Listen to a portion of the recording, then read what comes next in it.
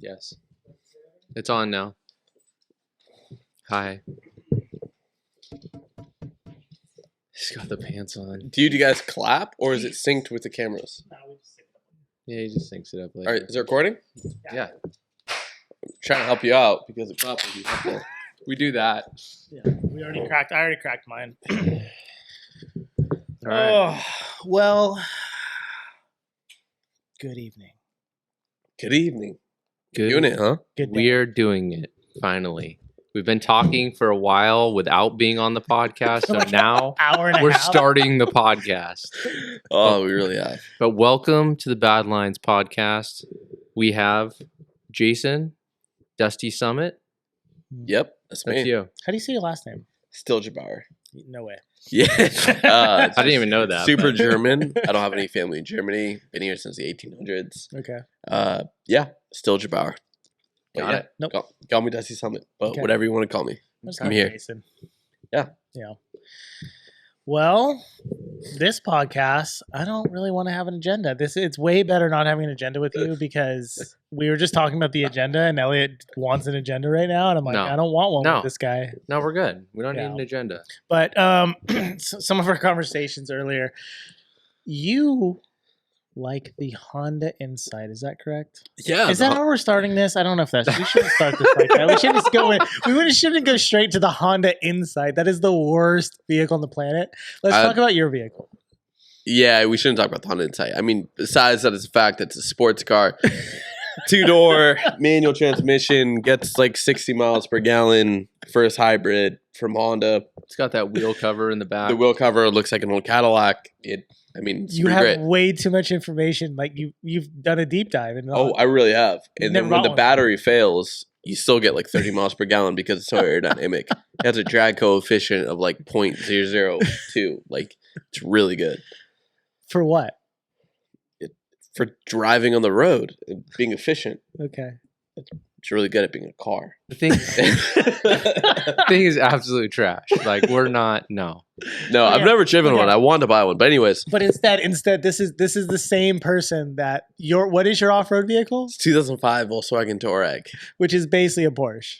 Yeah. It's basically a It's a Porsche. Porsche Cayenne. Yeah, it's basically a Porsche Cayenne with a worse interior and a pretty good motor. So in 2005 or 2003, back it up, Volkswagen and Porsche both had a mission. Volkswagen wanted to make an off-road luxury SUV, and Porsche wanted to make an SUV. Porsche wasn't doing so good at the time because they're only offering sports cars and whatnot. So they reached out to Mercedes and Volkswagen. How can we work together? Volkswagen got the bid. Volkswagen said, yeah, we can produce the car for you if you can help us engineer it. And Volkswagen, the CEO at the time, was the great grandson of Ferdinand Porsche, the founder of Porsche, who was the CEO of Volkswagen. I like the so, name Ferdinand. We'll put that in there. yeah, so his name was Peach Ferdinand. Yeah, great stuff. Long story short, so it's basically a all-wheel drive, center locking diff, 2005 Volkswagen Touareg with a V8, same architecture that's similar to an Audi V8. Yeah. It came optioned with a rear locking diff. Mine doesn't have that because don't need that. And The thing does rip though. it does. It's like it handles really well. So my first time ever meeting Jason in person. So Jason reached out to me for whatever reason. Obviously, Honda Insight guy, VW Touareg guy goes, "Hey, look, your shitbox Ranger. I want to do a race desert special on it." Or Mhm. That's how you guys met? that's the first time I ever met in person. I think. Wow. No, I thought we met like No, we met earlier. you- We met earlier. I mean did. that did happen. I did want to actually. That was the first time like me and you hung out by ourselves. Let's say that. Yeah. Yes. You're right. That was the first time we went off roading together. Yeah. And it was 105 at 8 a.m. Oh my gosh, it was so hot that day. So anyways, But when you're in your Touareg, you just turn the AC on, right? Oh, No, the well, AC works no, really good. so we met crazy early in the morning because we wanted. How's your AC sunrise. work? Didn't He's- have one. Yeah, it's a Ford problem, huh? It didn't come with it. Yeah, at all. heated seats work great on my car too. It doesn't matter. He doesn't have it anymore. Due to your photos that you took on that day, you sold it for You him. helped me sell it. I just used those photos to sell it. It worked. Thank you, Jason. But when I first met Jason, not met him, but he met him out in the desert that morning. He's like, dude, feel how hot my tires are. He's just rallying the thing. It wasn't hot out yet.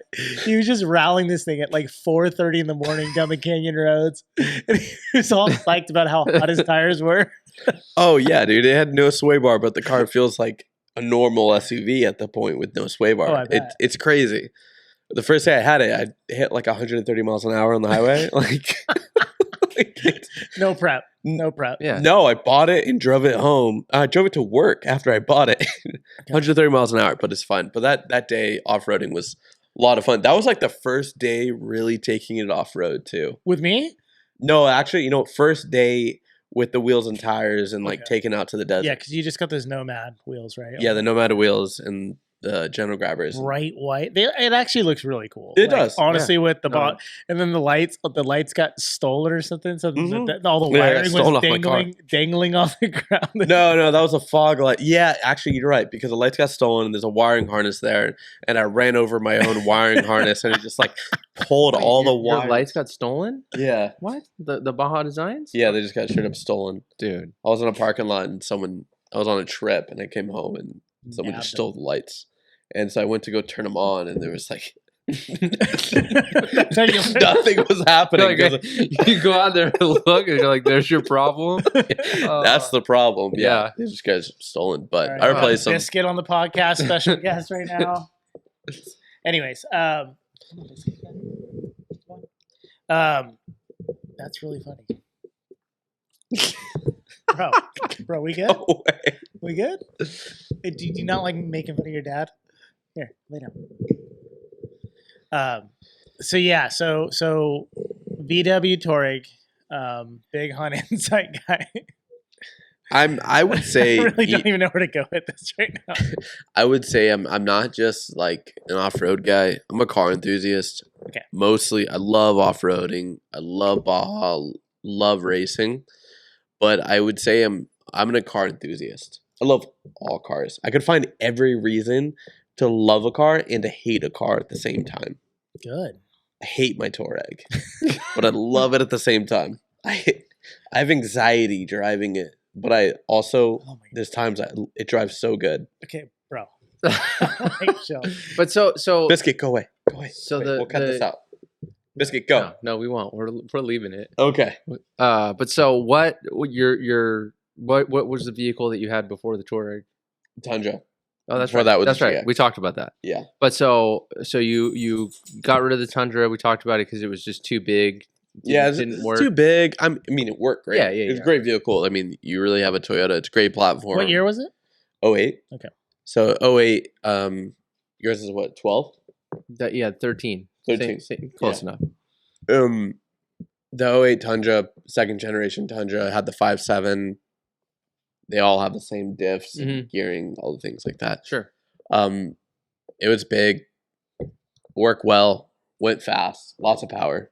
But so what when you're okay did you find the Touareg like before you had sold the Tundra and you're like I'd like to get that and build it, or like what No, made you So the whole idea behind it was when I had the Tundra, I was working for myself and doing a lot of freelance work and running Dusty Summit.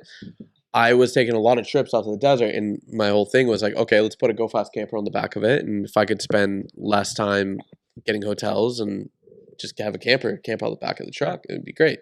And before that, I had SUV, I had the GX and the Lexus, great car, and it was working great. We were going out to Baja, we were going down to the Baja 500, all the races that year in 2022 and 2021, but then as I went less and less on these trips, I was just like, I didn't need this thing. It's so big. Mhm. Full size trucks are great. As a daily too, right? Yeah, as a daily. But then when you have a full size truck as a daily and you live in North County, San Diego, it's like I just didn't need it. Sure. But then I was like, okay, what am I going to replace this with? And then I just found out about a Porsche Cayennes, and I thought, wow, these things are really capable and they're fast. They look good. They started become popular, and the prices were just 10 grand minimum Mhm. to get into them. And then I found out about Volkswagen Touaregs, share the same platform.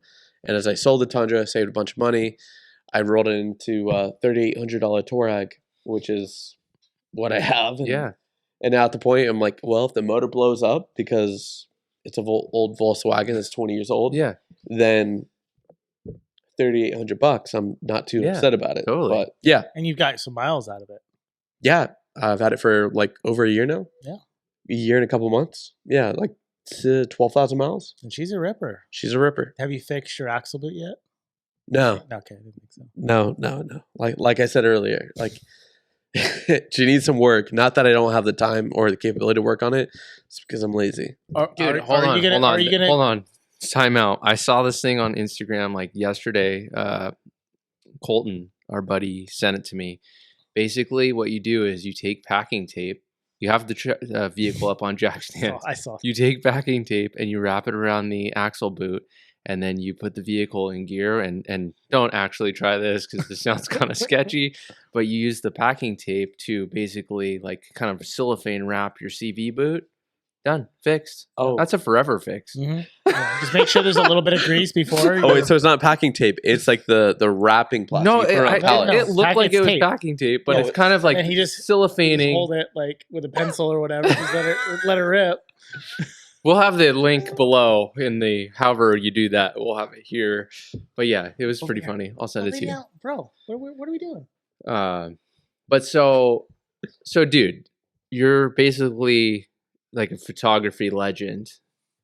Your stuff obviously all over Race Desert on Instagram. Super cool as a fellow photographer. Professional Yeah. photographer. I mean, I'm a hack, but like totally appreciate your stuff.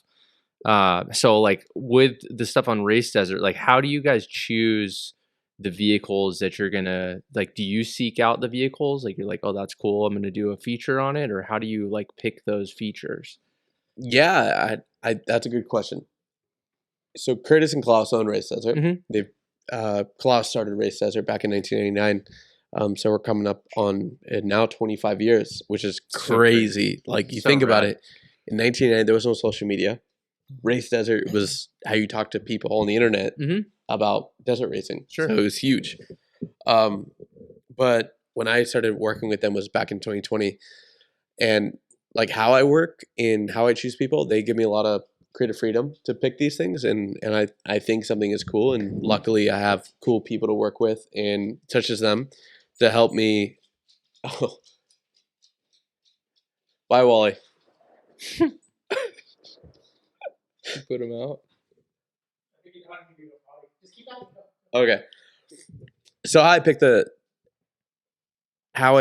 the features and anything like that.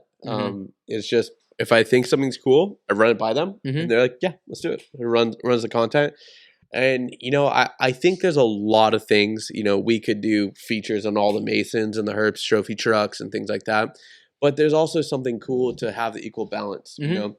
The Mason trophy truck really hasn't changed over the past 4 years. Sure. I'd say it's about the same. But when you look at cool, unique build features such as Wally's truck, his Ranger, or you have the Truggy that Morgan Clark built, or an awesome Class 5 unlimited car, people relate with it because they're interested in it. We look at these amazing spectacles of trophy trucks, but in reality, nobody's really innovated the past trophy truck besides Mason's all-wheel drive or the Geyser G6, but nothing has changed since then. Mhm. It's been relatively the same for the past 2 years. Yeah. So it's just really kind of finding that fine line. Well, and I mean, I think like for the average Joe like myself, like seeing a vehicle like, obviously Wally's truck was, let's call it a bit of a shit box, but it's like more, it was. it's more obtainable.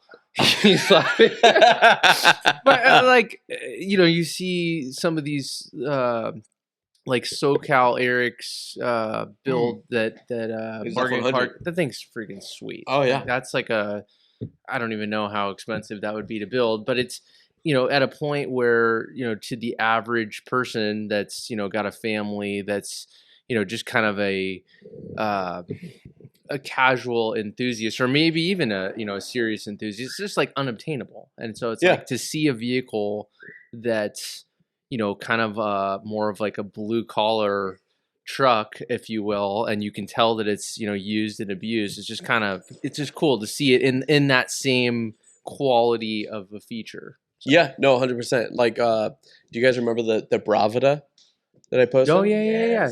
Yes. So, That's like the bad Vada on. no, it's Danielson. What's his first name? It's like the Bravada. Yeah, it's a Bravada. Yeah. So it's a white SUV based on the S10 Yeah. Jimny platform, and the thing was so crazy. It blew my mind when I rode in it. But yeah, it's like things like that could really kind of change someone's perception, because it really kind of shows you that you don't need to have $100,000 trophy truck, or you could really build something in your garage Mhm. and go out and have fun. Sure. And it's just so cool when people do that. I mean, that thing is crazy. It had a 5.3 liter V8 in it, has a full mezzanine rear trailing arms, and like it had shocks off of a Can-Am in the back, coilovers, and it was fully back halved with a full floor welded in, but it was rusty because he didn't have time to finish like prepping and painting it, But why would he use Can-Am shocks? because they're the perfect length, the coilovers that he had, and it was because of the packaging issue. They were internal bypass Fox like smart shocks, I think, Okay. and with the mezzanine rear arm, it's like a cantilever, but a little bit different, right? And he was like, that's how he made it work. And because he still wanted to put back seats in it instead of having to go through the floor. Yeah. So the mezzanine rear arm puts the shocks in the back. Yeah, I understand. And he was like, he was on a budget, and he found some Can-Am shocks for cheap. He definitely was not on a time budget with all that work. He did not have a time budget. He was like, I bought a fixed income and I'm gonna build this because I have nothing else to do. Well, in the front was crazy. He still had a torsion bar front end, which was crazy. Was the last time you saw a pre-runner with torsion bars. Wait, Elliot rode in Willis, Yeah, and that thing that rips. Ranger, that Rips. 7S Ranger. Yeah, We had it out at, or he had it out at the Cinders. But whose truck was that? It was like some. It was Ford backed. I think it was Donahoe's truck, is for what Willis told me, and it was a Ford backed truck. Like every bolt on it was like F911 hardware. It was badass, but it was a 7S truck, like an old one. Oh, really? But the thing worked awesome. Like it was dialed. like everything about it. we're cruising through the Cinders. The red, you've seen the red 4Runner, Scott's 4Runner. It's like a third gen. We've posted up a bunch. Anyway, Yeah.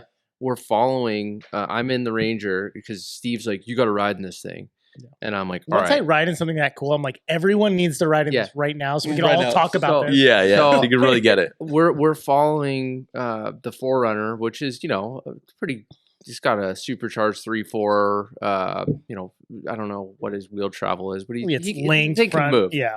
And so I'm thinking like this Ranger has like the same amount of travel as my little Toyota pickup. Like we're not going to be able to hang with Scott. It probably has less. Yeah, I know. I think it has 8 inches of travel in the front or something. Anyways, dude, we're in Scott's back pocket like the entire time, and I'm just like, how is this? And it's just the shock tuning. Like Yeah. this thing Yeah. was so well sorted, and it's like this is literally stock suspension, and it's just, we're just boogieing, and it's like, oh my, like this is crazy. But anyways, it's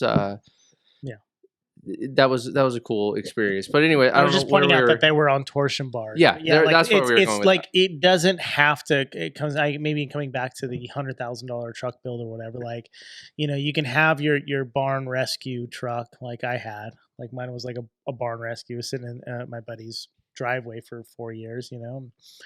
Was able to turn that thing into a relatively reliable little off road truck. Yeah. And I always told people that the truck, it didn't do, like it would go there, it just didn't do the thing. So if you went to the jump, like it would go to the jump. Yeah. I'm not jumping it. Yeah. I can go through the whip sections. I'm Yeah. not smashing whips. Like it was a fun truck to use, and it was really cool. I got a text from the guy that bought it, a guy named Eric in Arizona. And he's like, yeah, over New Year's, the weekend after he bought it for me, he took it on a 160-mile loop, like desert loop, all off-road basically.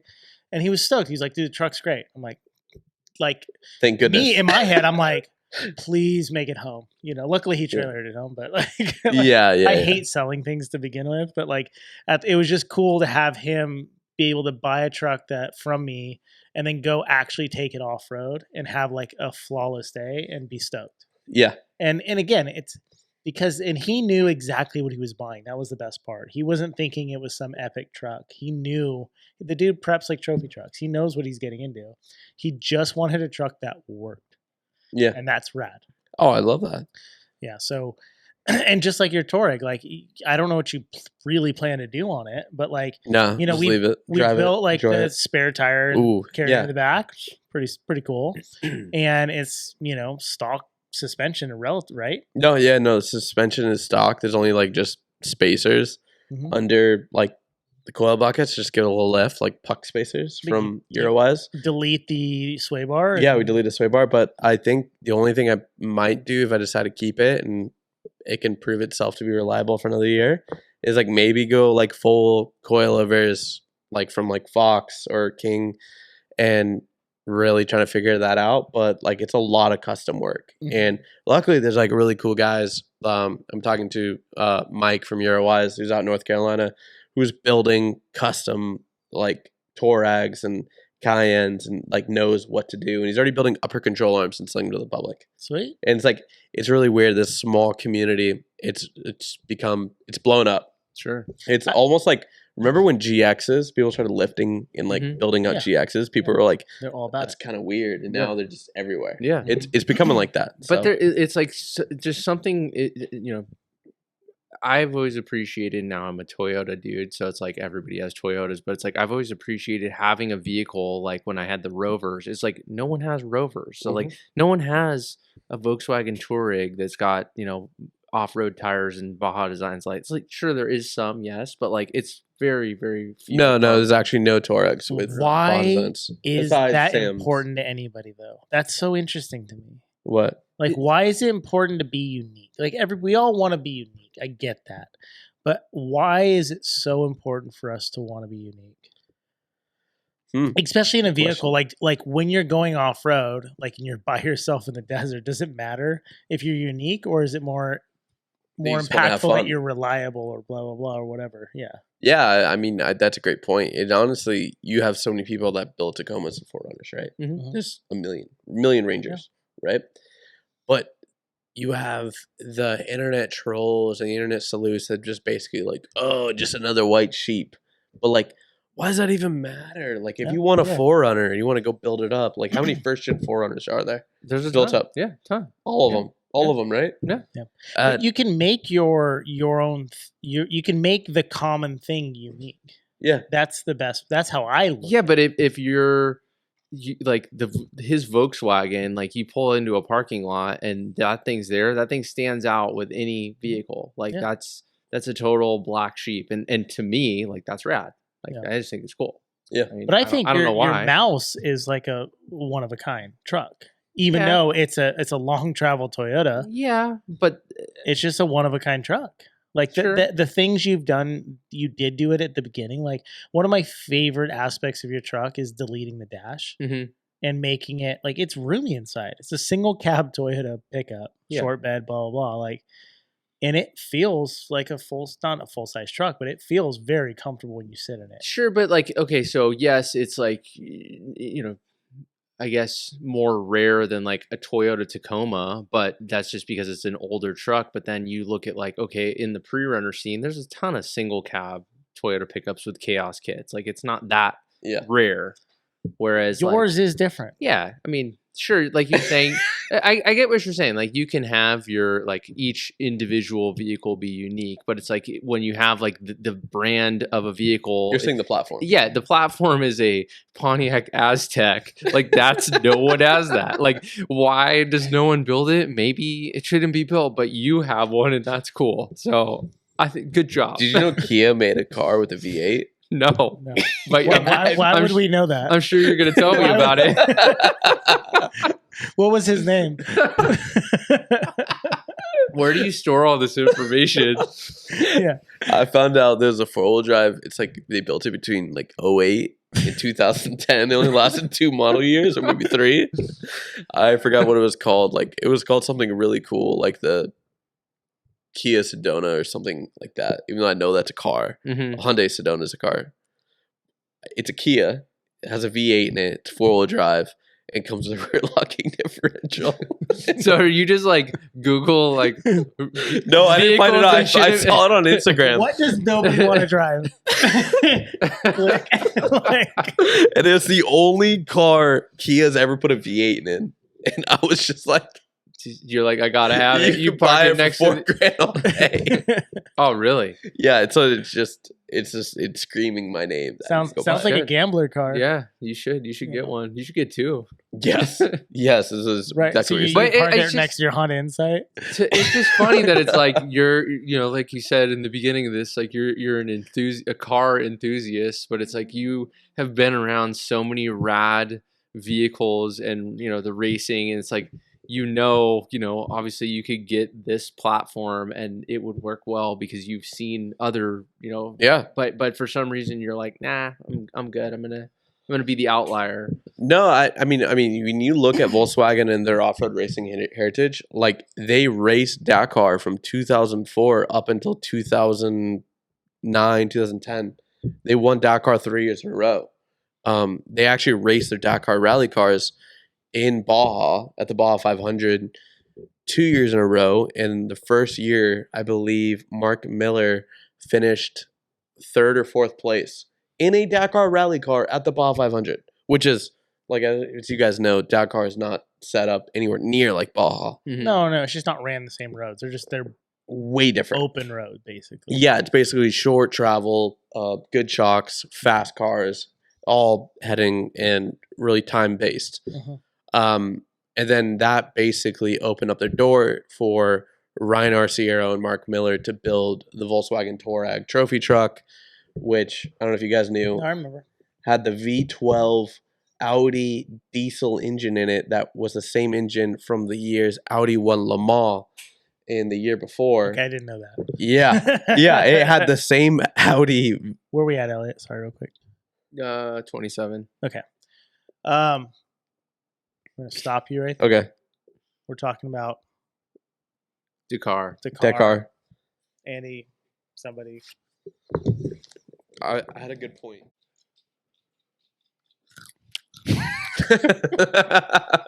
I'll go to bed. I'm good. Okay, back to the Honda Insight. No. Kia, No, we're talking about Touareg. V8. No, We're talking about rally stuff right we now. were talking about the Kia Borrego is the name of it. Yeah, He we're looked it up. basically talking about the worst cars Oh wait, ever we didn't made. clap. There you go. I'm the worst podcast guest ever. No, you're solid. Okay, It's like an so what encyclopedia. is your favorite worst car ever made again? No. What is that? Back up. No, I know we're not talking about. I'm just bringing up the subject of you're going a deep dive into this. Oh, Kia. Volkswagen Touareg. No, weren't we talking about the Kia? We were talking about the Audi V12 turbo diesel. Oh, okay, yeah, we actually went into racing at this point. Yeah, so that's we're racing. sorry. Our cameras, they turn off after 30 minutes. We have to reboot stuff. So anyway, Yes. So the Volkswagen Touareg trophy truck, which was based on the T2 Touareg from basically model years 2007 to 2009, had a twin turbo diesel V12 out of the Audi Le Mans racing program, and I believe it had like something crazy, like an 8-speed transmission. I could be wrong, but like an 8 to 10-speed transmission, and it with a diesel, it just was not very efficient. I was gonna say I would assume if any manufacturer backed, they're gonna be trying to push the limits and making new things. Yeah. So that would make a lot of sense. Oh yeah, and actually, this was the last factory trophy truck effort. I know a lot of people say like, "Oh, Honda." I'm like, you have a Tisco trophy truck. That's not a factory effort. Sorry.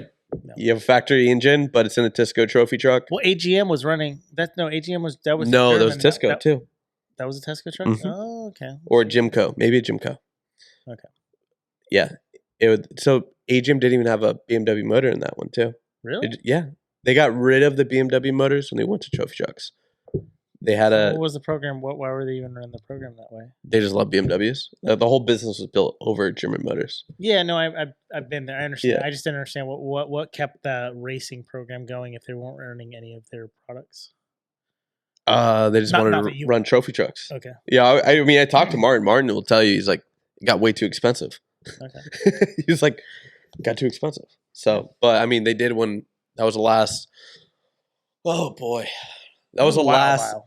What? It was a while ago. Yeah, it was. I mean, 2012 was the last Class 1 overall Baja race victory in San Felipe Okay. from AGM, which had the V8 from the M5 in that Class 1. Oh, really? So Yeah. it did have a BMW motor, and they Yeah, in the Class 1 car. wow. Yeah. Fancy. But the Touareg was cool, but that also was 2008, 2009. And then they only ran it from 2008, 2009, I believe. And then they kind of got recession happened. Volkswagen pulled back. They had huge cutbacks. And now Ryan Arciero still owns that truck and uses it as a pre-runner. So if you're ever down in Baja, you'll see it. It's also mid-engined and now has LS in it for obvious reasons because he doesn't have a team of Audi engineers and Volkswagen engineers to maintain his Volkswagen diesel. Well, and the reliability. Oh yeah, the reliability of it. Yeah, I mean, that's bringing back that conversation of like the idealistic of I want something super unique versus I want something to take me off roading every time and complete the thing I'm trying to do. Yeah. Well, and so something I'll say now, bringing it back to like doing the off-road trips when you have a super unique vehicle, parts become a problem. Parts do become a problem. I've never taken a Baja. I wish I could, and I wish it would get to the point where I can go through like a small whoop section and all that stuff. Man, I love Toyotas. Love it. Love Total Chaos. I love it, but I don't know. I feel like the prices of them are just a bit inflated to me. To me, like $10,000 for a third gen 4Runner. Yeah. Oh, That should be a $2,500 car all Yeah. day.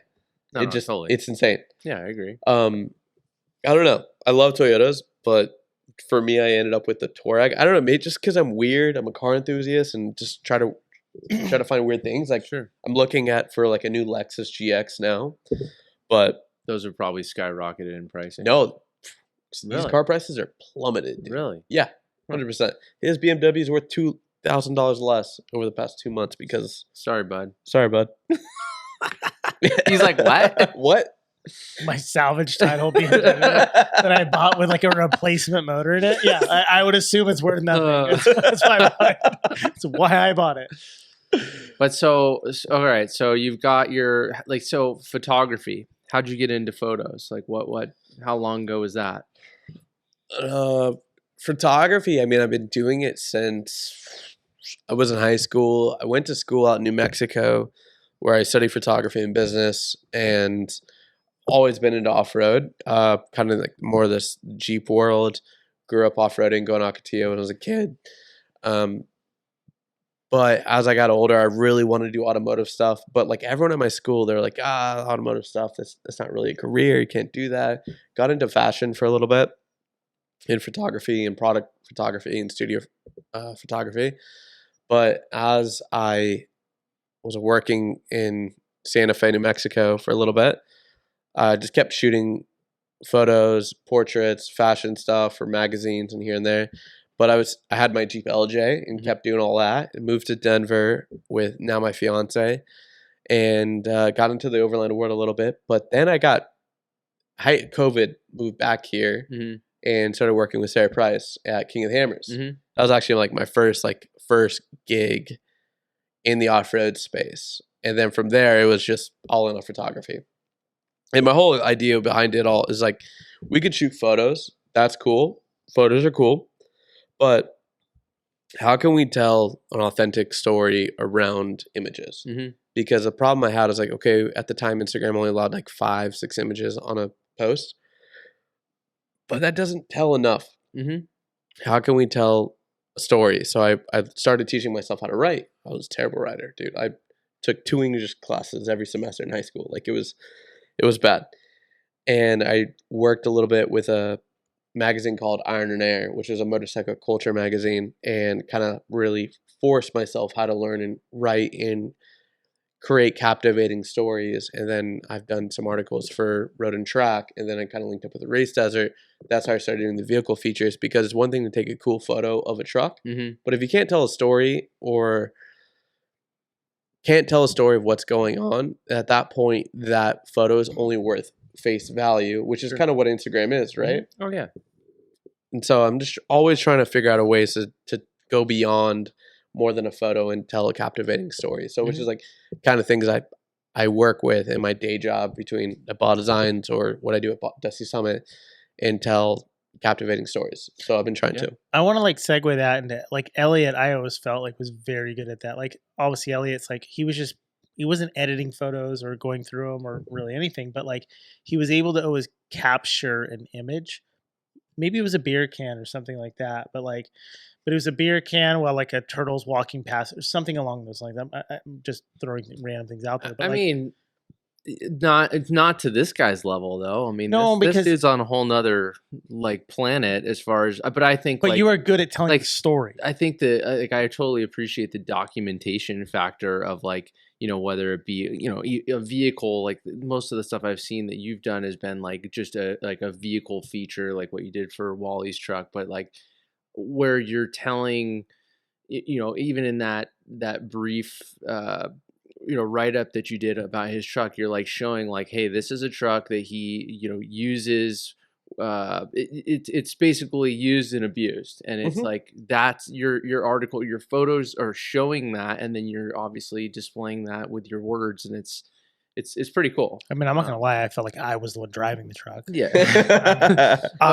but so like on the forum, like we I've back to Desert Rangers before we started our forum, it was like we would do these big trips, and it was like my passion was always to like try to capture the experience through the camera, and then I would come back, and I mean I'll go in, I'll do kind of like a photo story, if you will, and I'll just like do quick captions, and if something is worthy of me explaining what was going on, but it's always very like brief, like I'm doing it at 6 a.m. before work, because that's the only time I have to type it, and it's like I'm not editing it, it doesn't really flow well.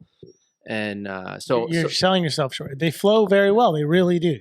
I promise you. But it's like I just again appreciate, like, especially you saying like hey, I wasn't a good writer and I had to like work on it, and it like kind of, not that I have time to maybe if I made time for it, but it's like it's you can always kind of level up at any point, like that's cool to. Yeah, and I'm a big believer of like you're in control of your own life. And at that point I was like, had this photography and business degree, and I'm like, okay, now what? Literally I was like, what do I do now? Yeah, I had no contacts in the off-road space. My best friend was Sarah Price's mechanic, who Sarah's now actually racing Dakar, which is super cool, this week. But and I think she got third on her stage, or third place on stage 1 rally say. That's tight. But it was like you're in control of your own destiny and your own work, and however hard you work at it is the results you're going to get. Totally. And so like what I saw was this need of what's happening in other automotive spaces, whether it be the Porsche world, the motorcycle world, where photographers are really going in depth with these stories. I feel like the off-road world was like, all right, let's get a banger of a truck of Bryce Menzies shooting up a roost, and I'm like, cool. Or like this random truck that says Spy on the side. Okay, what's the story behind that?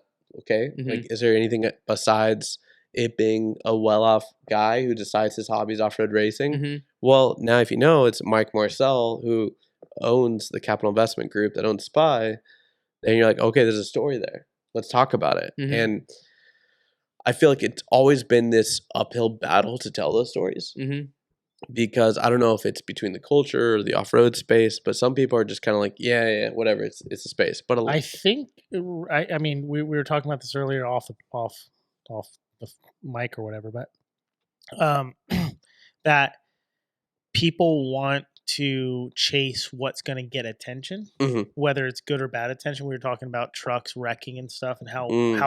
how positive, it's like a positive reinforcement for wrecking your truck, which is like is the polar opposite Opposite of of what what you anybody wanna wants do. to do. Your truck doesn't Because- run anymore. Yeah, exactly, and most of that is trash talking, which is Yeah, it's not good. Like, oh, cool, your reel but- or your content blew up. Yeah, but what you're saying is like you're trying to tell the story of like, well, how did you get here? Yeah, you own a capital investment. Yeah, you're wealthy. You can do this and the other. But like, how did you get to like choosing your destination as being an off-road racer? Yeah. Versus like a lot of people, they want that roost shot because that roost shot's going to get a lot of attention. Yeah. And you're like, but I don't want to just shoot the roost. Like that's easy. That's Yeah. there's no substance behind it. It's Yeah. a roost. Everybody can roost. Like- Yeah, exactly. And it's Yeah. I mean, a good example is like my friend Jesse Nelson. So like Jesse Nelson was racing Supercross in the 250s. He had just won Anaheim A1 first race of the season, and then he was in a really bad accident and was paralyzed. Hmm. Yeah, and he was sponsored by Red Bull KTM, but like he was like, I'm not done racing, and then hops in a UTV. The dude wins races every now and again, like he's really good, but it's like telling that story sometimes is just really hard to tell that in a proper way. And he's so fast, and he just wants to race no matter what it is. Yeah, he's passionate. Yeah, he's passionate. But I think it might, to your point about the negative content and what's engaging, I think we're in ever at a paradigm shift of how we create content and how we're telling those stories. Written content has its place, but it is a dying art form. Magazines are dead. Some magazines aren't dead because they become coffee table books, like of what Dusty Time does. Yeah. But I mean, I love that stuff. It's so good. Mhm. But it is a dying art form. It is still an art form, but it's dying. So it's like you look at the media platform of TikTok, you could get lost in that platform for 5 hours. No problem Mhm. at all. It's But possible. you don't walk away with a story to tell after you've watched it. Like if you read a good book, Yeah. or a good story, or a good article, or whatever, if it's good to you, like it sticks with you forever. Mhm. Like that's that like that shifting moment in your life where you're like, yeah, I'm gonna go do that. Like Yeah. I'm going to go race the Baja 1000. Yeah. Like because that journey sounded epic. Now, if you just watch, not to discredit Bryce Menzies because he's awesome, but a lot of his videos and his recaps and stuff like that, it's just him driving fast off road. Yeah. From a helicopter and this side. It's cool, but this he does some storytelling while they're there, but I think it could be so much better because the effort and the what it takes to actually do this could ignite somebody fresh that's never done this before, that has the means to do it too. Yeah. So I appreciate that. Again, I think it's worth chasing the dream to how do you say this? I think it's worth chasing the goal to influence others. And I don't want to use the word influence because I don't think that's the right term. I mean, interject. You're trying to inspire. Inspire. Yeah. Yeah. Like I do what I do, not because of any heritage I have. It's because at some point I saw something and I'm like, I have to go do that. Like, Yeah. I don't know what that was. And I just always remember being into dirt bikes and I just love the freedom of off-road and stuff. Yeah. But Same. I the second I heard about the Baja 1000, I was like, I gotta be a part of this somehow. I Yeah. don't know what that is. And luckily at some point I was able to race it and drive it. Like that's crazy to me. It's really crazy. Like it's the Wild West, and I still think Baja is the last frontier of exploration Really and is. off-roading in North America. And there's no, it just is. It's the last frontier. Yeah. But just think about the stories you hear from Baja. Like, what about this year's Baja 1000 with Wouter von what's his name? The kid. Yeah, The dude on the dirt bike. yeah. Dude, he's a His legend. He's first a name was legend. Wouter von. He was originally born in Australia, or no, he's born in Finland. Is it? Switzerland, I think Austria. Austria. But he's from We could be getting I mean, all this whatever. wrong. Could be bad. Yeah. Anyways, we he could was be bad. from, Someone should he was fact check from this. we'll call it Central Europe, and then he moved Lived to in Australia, yes. And then he flew over here, bought a dirt bike, a used dirt bike in San Diego, drove it to the race, Dude, got it ready like after the tech line, and they were like, you can't race this. And then he raced and he finished Wait, why'd they say you couldn't race it? because he wasn't prepped properly. With the bald tire, he didn't It have was like like he didn't have straight like up like the world's fastest Indian. If you've ever seen that movie, Yeah. where he has like he gets to the salt flats and he has like his tires are all dry rotted and Yeah. he literally like shoe polishes them Yeah. to like fill in the cracks. Have you ever seen that? Yeah, haven't I seen remember it, that. but I Yeah, should. it's basically that motorcycle edition in 2023. Like it's just He wants to go back speed records, and he's from New Zealand, and he's like pulls out this old bike out of the shed and was like, let's go race it. He has no money yeah, at all. Burt Monroe. Yeah. And then he like passionate. goes to Bonneville Salt Flats and like, you can't race this. This thing's way too old. You're not gonna race this. This is way too dangerous. You're gonna die. He's like, I'm gonna race.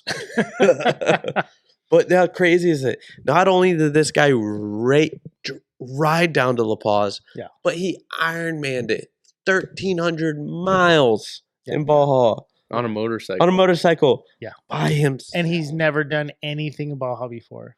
It's like even just knowing where to go get gas. Yeah. Like that's a lot of work and effort. Like the dude did it. He killed it. Yeah, and what's crazy is he got 7th in class out of 13 people, or roughly. But also, by the time he hit Race Mile 200, it become viral about what he was doing. Mhm. So almost every single pit was standing there with his name on the sign saying that basically they'll pit for him. Like, you need food, you need water. And I think in an interview he said, if I had stopped for every pit, I wouldn't have finished. That's And nuts. and it's not. I wouldn't say like everyone go chase that battle, but like he didn't do it for any clout. No. There was no like again, like you're saying, by Race Mile 200, people heard of the story Mhm. because that's when they're like, "What are you doing?" Yeah. Like people started. It was like that, like the background noise, like, and he didn't tell anyone that he was doing this. He showed up and bought a used bike. It's not like he was asking on the internet, like, "Hey, I'm trying to do this. Who has the best used?" He bought a used bike off Craigslist or Facebook Marketplace or whatever, and the story it developed on its own. Yeah. because it was pure and it was awesome, which is rare. Yeah. You know what I mean? Like especially in this day and age where you can share everything. This dude just wanted to do something cool. It's so And crazy. it was just cool to him. It's He's like, so I want to crazy. do that. So I don't know another way to go do it. So this is how I'm going to go do it. You should do a race desert feature on him. I know. I really should. I really should. I wanted to just talk to him. Yeah. And figure out what he did. I mean, not only did Bryce Menzies finally get his Spot 1000 win, rightfully so, about time that he finally got it, but Andy McMillan now has 6 or 7 Spot 1000 wins. Ooh, that's crazy. Yeah. it's a But lot. like, for someone to do that, it is just so crazy. And then there's just so many other stories about that race that we didn't hear about, Mhm. or we did hear about.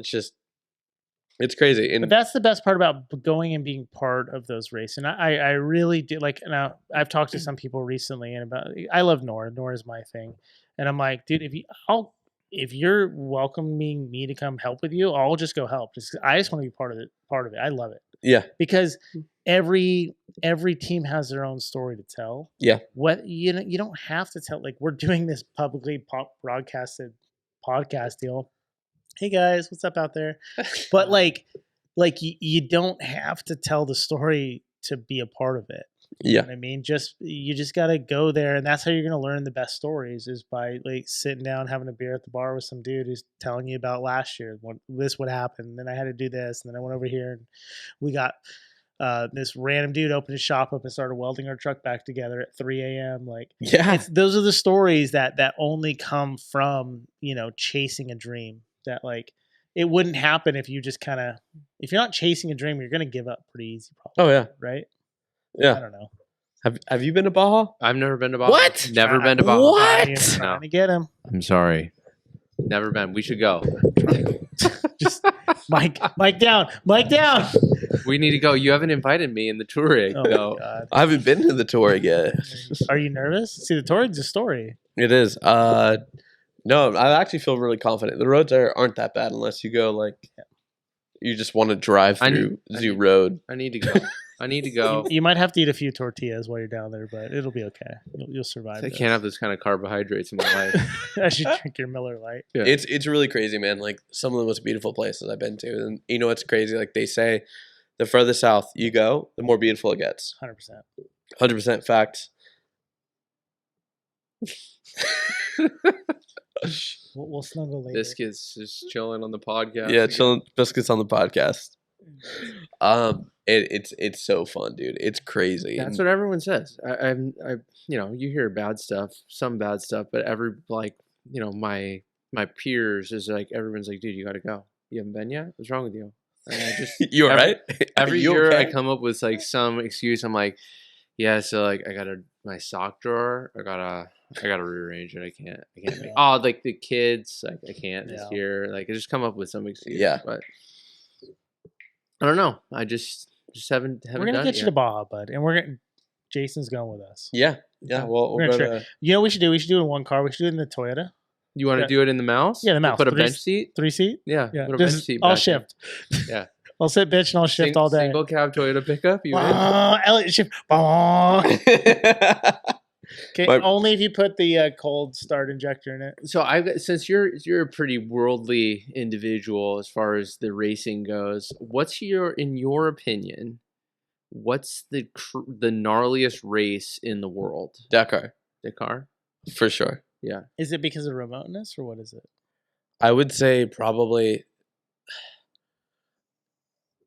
the Baja 1000. Man. Okay, I would guess gnarly in what way? Just like the most difficult to complete. It's hard to even say that. King of the Hammers might be up there. Bro. Bro, chill.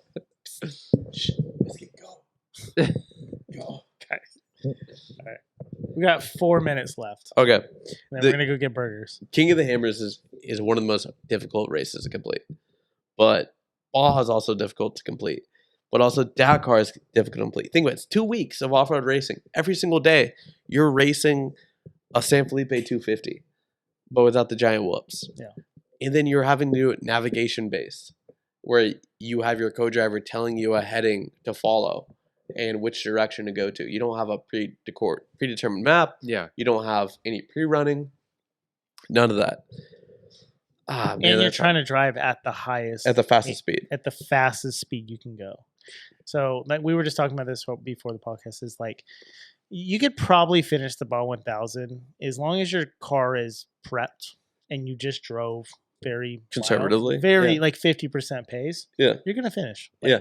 Like not going to, but like you have a high probability. Yep. King of the Hammers, it doesn't work that way. No. Like you have to drive, you have to go up over those obstacles, Yeah. and in a certain time period, like it's not going to work. No. And they shut the finish line down at like 9 p.m. And Dakar's the same way though. Like you have, but like to be competitive in that race, like you basically have to go all out. Because if you miss one day, you're done. You're not doing it again. No, yeah. If you miss You're out. one day, like if you DNF Yeah. that day, you don't get to start over tomorrow. You have to get your car to the finish line. But if you get to the car to the finish line, you could still win stages, but you can't win the rally. Got it. So it's pretty crazy. Like Seth Quintero DNF'd one day. He brought his car to the finish line. But because he was out of time, they basically said, okay, well, you can't compete for the overall win. But that basically allowed him to not be conservative and basically checkers or wreckers. He won like 10 stages that rally. More than at the age of like Checkers or 19. wreckers, I like that. Yeah, yeah. And now he's in the Red Bull GR Hilux for racing Dakar in T1, which is You are just full of all Dude, it's the awesome. detailed knowledge, man. I wish I had that in me. yeah, dude. It's pretty crazy how obsessed I've gotten with this stuff, but it's fun. I love it, man. I love off road racing. I love off roading. I love adventure. Yeah. I love shooting photos. I love We're gonna telling have to get you epic back stories. on, not just here. We're gonna have podcast King of the Hammer. You're gonna be out all week at King of the Hammers, or what? Oh yeah, I'll be at King of the Hammers. Yeah, so we're gonna be doing podcast King of the Hammers. We're gonna have to get you out there, and then we're gonna have some of your own. Are you gonna bring the Touareg? Yes, I'll have a Razor as well. Okay, we're gonna talk about Touareg, but not the Pro R.